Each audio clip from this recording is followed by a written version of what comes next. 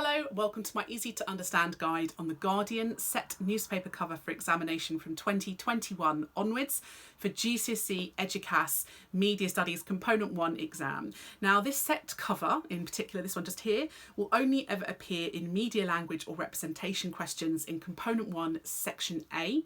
If it appears as a media language question, it will be very specifically about picking apart elements of this set cover. If it appears as a representation question in Section A, it will be this cover in comparison to an unseen newspaper cover that they may provide you in the exam. The Sun newspaper is also a set cover. I've got separate videos for that as well. And the Sun as a newspaper could come up in Section B of the Component 1 exam for industries and audiences, and I've got a separate video for that as well. But this video is just going to focus on the Guardian set cover for media language and representation.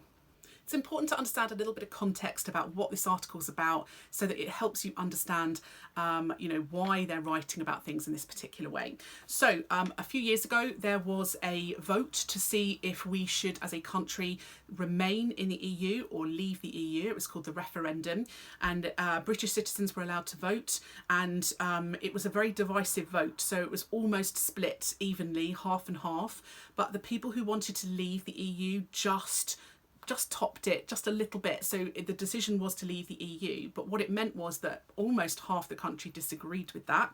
And so lots of people were arguing about this and had differing opinions on it.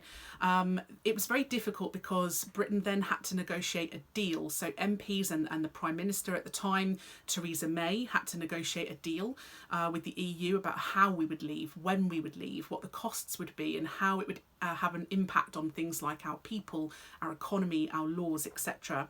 And then when Theresa May left as Prime Minister, she stood down, Boris Johnson took over. So he kind of inherited this issue from her.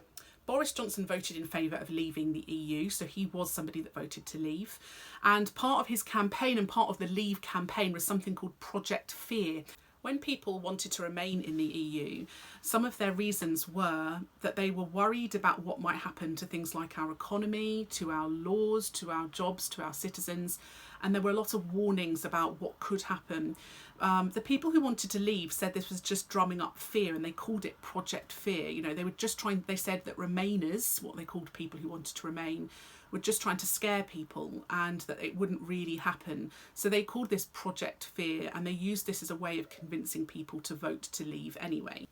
Those people who wanted to leave had their own phrase, which they called Project Prosperity. So their argument was that if we left, they would create a better economy with more jobs and that we would prosper as a country.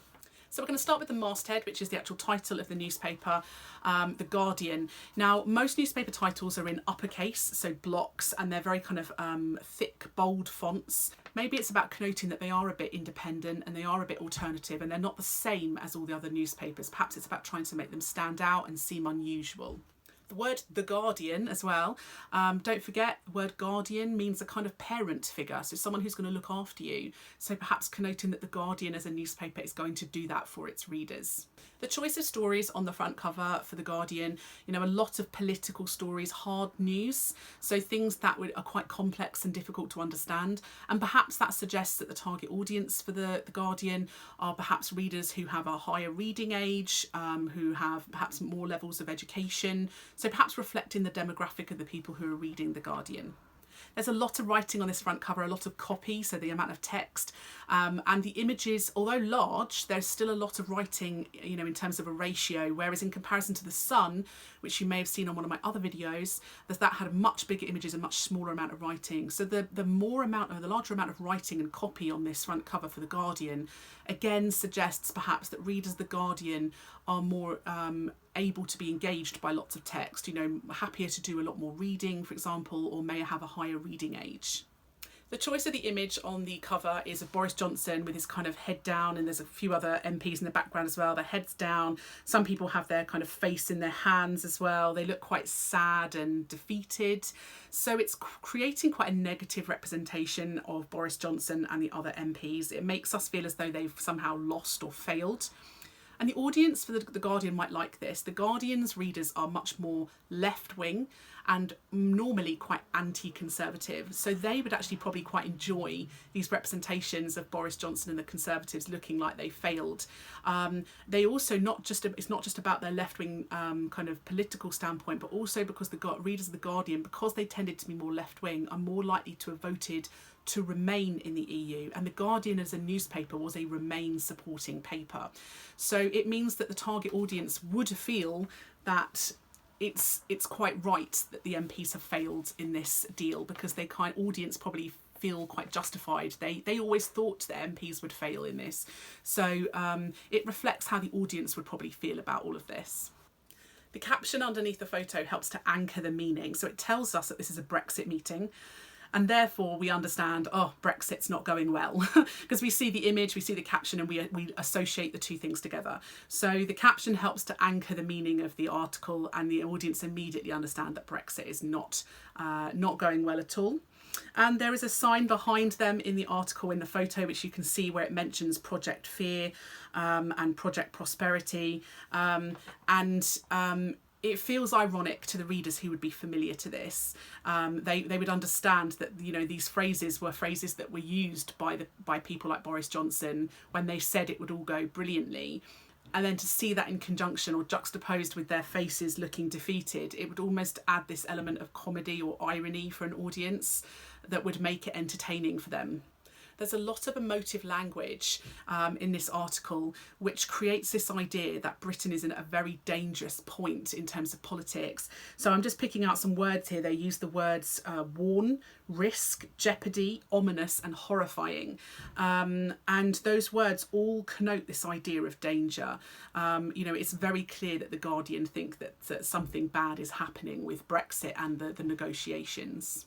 There is an article, a smaller article within this front cover, which is about the Prime Minister of Hungary. The Prime Minister, Orban, he very much anti-EU. He was talking a lot in the run-up to the Brexit deal about how the EU was going to, not be the right thing for Britain, how we should leave, how everyone should leave.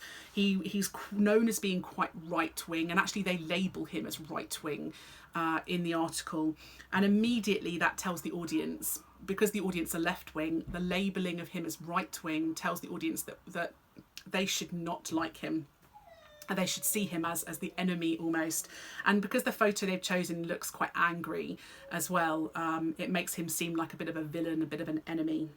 There is a part at the top of the newspaper where they talk about the economy, and there's a kind of lovely little simplified graph which looks a bit like a heart monitor going across the top, and it kind of dips down. That simplifies quite a complex issue. People don't really understand stuff about the economy, it's quite complex, but using a very simplified graph that just literally plummets helps us to see that the economy is going to suffer or is suffering, and so it simplifies an issue, it makes it easy for the audience to understand.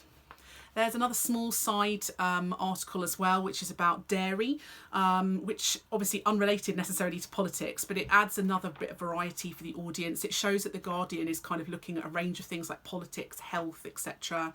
Health is an issue which is quite a middle class issue. The idea of paying attention to things like your diet and avoiding particular foods like dairy or gluten, we often think of as being something that perhaps more wealthy or educated people do. But dairy we've often been told that dairy is bad for us, so eating cheese and butter and things like that is something we've always been told to avoid. So The Guardian having an article about dairy being good for you is quite unusual and unique, and that might appeal to an audience. It sets The Guardian apart as being a bit of an alternate paper as well.